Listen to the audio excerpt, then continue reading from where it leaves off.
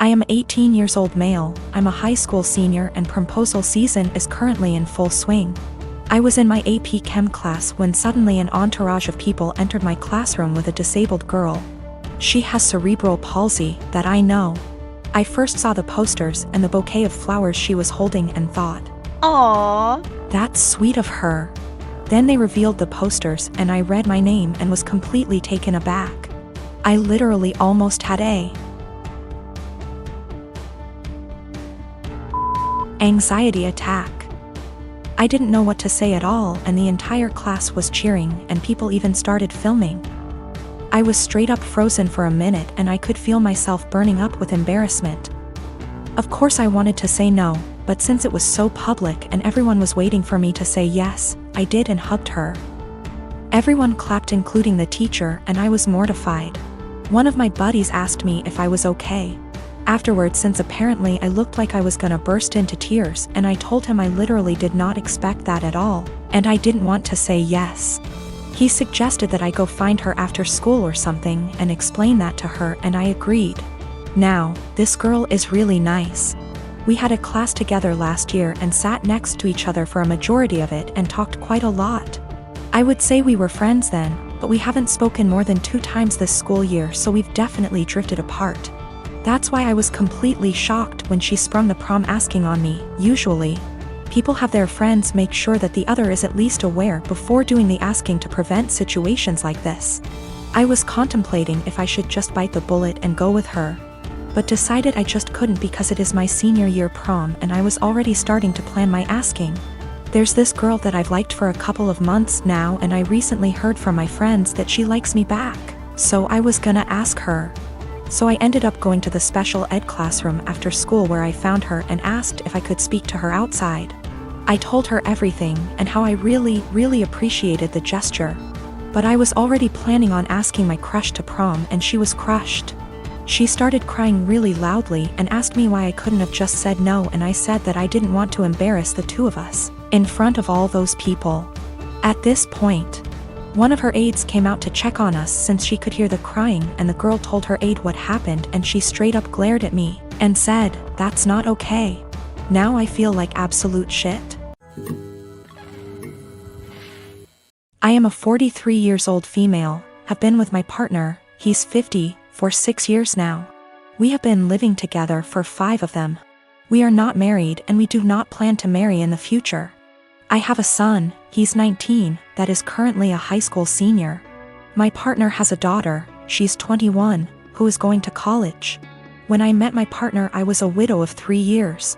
I am lucky enough to have a very lucrative business and some family money. Also, my late husband left a substantial estate, including the house we live in. The house is a family home, so it passed to my son as the only heir. My partner also makes good money and the difference in our lifestyles was pretty much negligible. But while I and my late husband made sure to not spoil our son, he was responsible for keeping his room clean. Even though we have a housekeeper, he had chores during the weekends. We taught him how to cook, his allowance is reasonable, he has to save for expensive purchases like a car, a PS5, etc. My current partner and his ex-wife spoil their daughter rotten. Due to an incident when we first moved in together, she demanded my son's bedroom since it was the second biggest. Got rejected since it was his home and she only spends the weekend. And after some family therapy we agreed that she will be treated like a guest by me. She will have to follow the house rules and that at the extent of our relationship. Now while she is spoiled she is a good girl, academically excellent. Except for the aforementioned incident, very respectful and just a pleasant young woman. The problem is that I did not know the extent to which my partner spent money on her. He pays some money as rent that I put into my son's college fund and we split the common bills in half. Everything else is our own responsibility, so we don't know much about each other's finances. Now my son is planning to do a tour of East Asia during the summer and I was happy to give him the money to do so, as a gift for getting into a very prestigious college.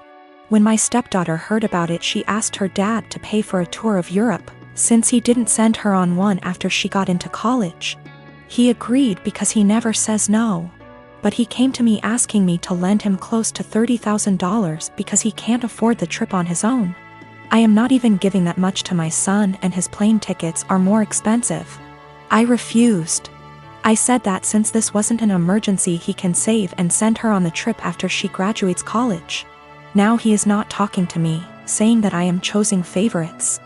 I have no relationship with his daughter, so I don't know how that even is applicable. And that I am putting money over his happiness and relationship with his daughter. I can easily afford to lend him the full amount, I just don't want to, because his reasons are not convincing enough. I don't want to go into tons of details. You need to know that for the last 7 years I have not been at home.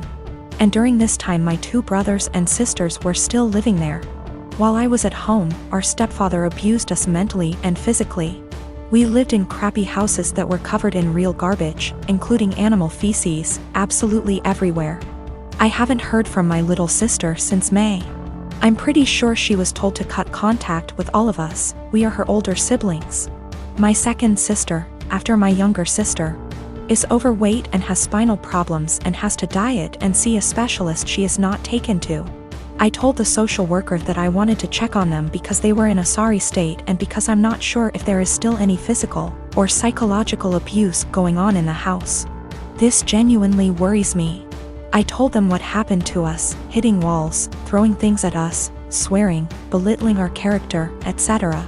And told them repeatedly that I really just want to know what my younger brothers and sisters are not the same living conditions as they were. My husband supported me during the call and agreed that it was the right thing to do. All my siblings discussed this beforehand, except for my older sister, who moved out before things got bad, and the 2 who live in the house. We all agreed that this would at least let them know they were being watched and we weren't just disappointed in them, and maybe my mother and SD would keep the house clean nose, etc. CPS contacted my mother very quickly. Much faster than I expected. I mean within 3 hours. After that, my older sister, who lives far away and hasn't contacted me for months, calls and she gets mad at me because she knows I called. I didn't deny anything and just said, if they have nothing to hide, then they have nothing to worry about. It will all be over pretty quickly, to which she replied, what if it doesn't? If they are taken away?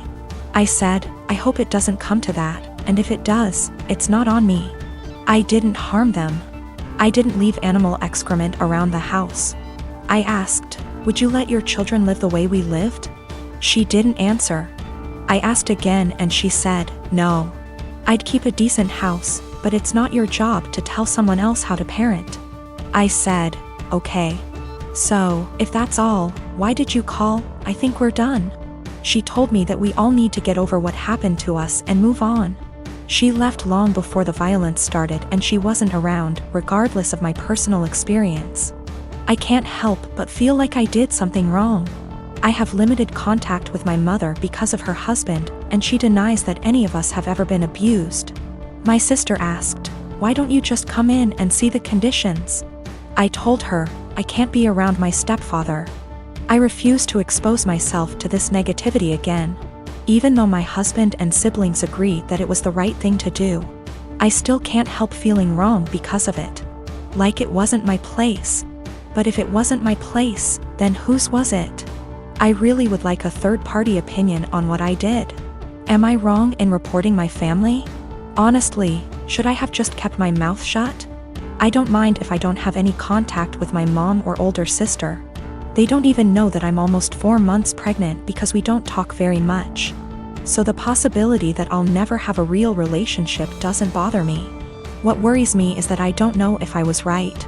I called my mother's CPS based on previous experiences of psychological and physical abuse by our stepfather.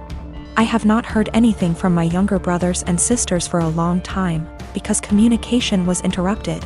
We lived in appalling conditions. There were animal feces, rubbish and mess everywhere. We were beaten, things were thrown at us, etc.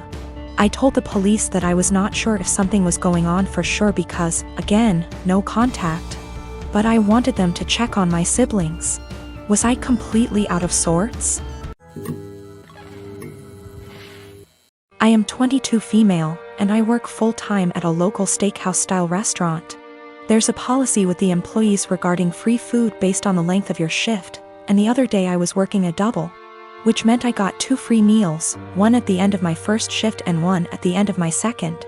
There are a few things we as employees can't pick for our free meals due to costs, but we still have access to nearly the entire menu. Another part of this policy is that if we pick something, and one of the ingredients required is almost gone, we're allowed to keep our pick and tell the customer that we're sold out of that particular item. This applies to all sides, salads, soups, etc. Usually though, if we say we're out, we really did run out regardless of employee meal picks.